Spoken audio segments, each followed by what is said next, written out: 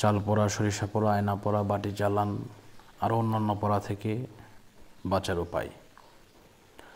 আপনি শয়তানের ধোঁকায় পড়ে চুরি করে ফেলেছেন, অতএব আপনি বুঝতে পেরেছেন যে আপনি যেটা করেছেন ভুল করেছেন। এই ভুল থেকে আপনি বের হয়ে আসতে চাচ্ছেন। তো এই ভুল থেকে শুধরানোর জন্য আপনি কি কি করবেন, কি পদক্ষেপ নেবেন, কি করলে, কি পদক্ষেপ নিলে আপনি আপনার সুন্দর রাস্তায় চলে আসবেন, আপনার ইচ্ছা মতো আপনি থাকতে পারবেন, আসুন আমরা জেনে নিই।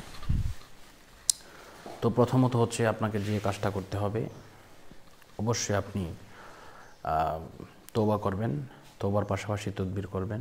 তদবির না করলে অবশ্যই ধরা পড়ে যাবেন। তদবিরের জন্য ইনশাআল্লাহ আমার সাথে যোগাযোগ করবেন 01643063744। ইনশাআল্লাহ 100%, ইনশাআল্লাহ 40 দিনের ভিতরে যদি কেউ কোনো কিছু করে, আয়না পড়া, চাল পড়া বা কোনো ধরনের নাম ওঠানো বা সব কিছু থেকে ইনশাআল্লাহ আপনি মুক্তি থাকতে পারবেন। তো এবারে আসেন, প্রথমে তওবা করতে হবে। তওবাটা কীভাবে করবেন? তওবাটা করবেন যে আল্লাহ পাক, আমি যেটা করেছি ভুল করেছি, এই জীবনে এমন কাজ আর করব না। এই সমস্ত কিছু থেকে আমি আল্লাহ আপনার কাছে পানা চাচ্ছি, ক্ষমা চাচ্ছি, এই প্রমিসটা করতে হবে। প্রমিস করার পরে আপনি যদি পারেন তাহলে অবশ্যই আরবিতে এটা পড়তে পারেন, আস্তাগফিরুল্লাহ রব্বি মিন কুল্লি যামবি ওয়া আতুবু ইলাইহি লা হাওলা ওয়ালা কুওয়াতা ইল্লা বিল্লাহিল আলিয়্যিল আযীম। আমি আবারও বলছি, আস্তাগফিরুল্লাহ রব্বি মিন কুল্লি যামবি ওয়া আতুবু ইলাইহি লা হাওলা ওয়ালা কুওয়াতা ইল্লা বিল্লাহিল আলিয়্যিল আযীম। এভাবে ইনশাআল্লাহ এই তওবাটা করবেন। করার পরে ইনশাআল্লাহ তদবির করে দিলে 100% ইনশাআল্লাহ আপনার কোনো কিছু হবে না, আপনি সব কিছু থেকে মুক্তি থাকবেন। তো বিষয়টা হচ্ছে, আপনাকে যে কাজটি করতে হবে,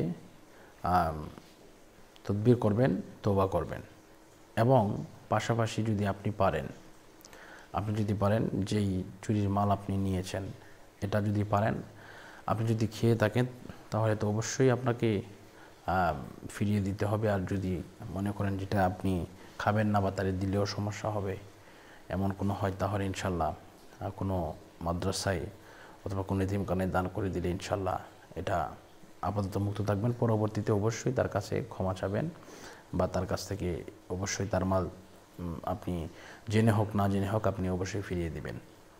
তা না হলে অবশ্যই আল্লাহর কাছে আপনাকে পাকড়াও হতে হবে। তো এই জন্য আল্লাহ পাক যেন সকলকে কবুল করেন, সকল যেন এই ভুল রাস্তা থেকে সরে আসতে পারে, সেই তৌফিক যেন আল্লাহ পাক আমাদের সকলকে দান করেন। ফাল্লাহু খায়রুন হাফিজাও ওয়া হুয়া আরহামুর রাহিমিন। আজকের মতো পর্যন্তই। সকলে সুস্থ থাকুন, সুন্দর থাকুন, সেই কামনা এবং প্রত্যাশা করে বিদায় নিচ্ছি। আসসালামু আলাইকুম ওয়া রাহমাতুল্লাহি ওয়া বারাকাতুহু।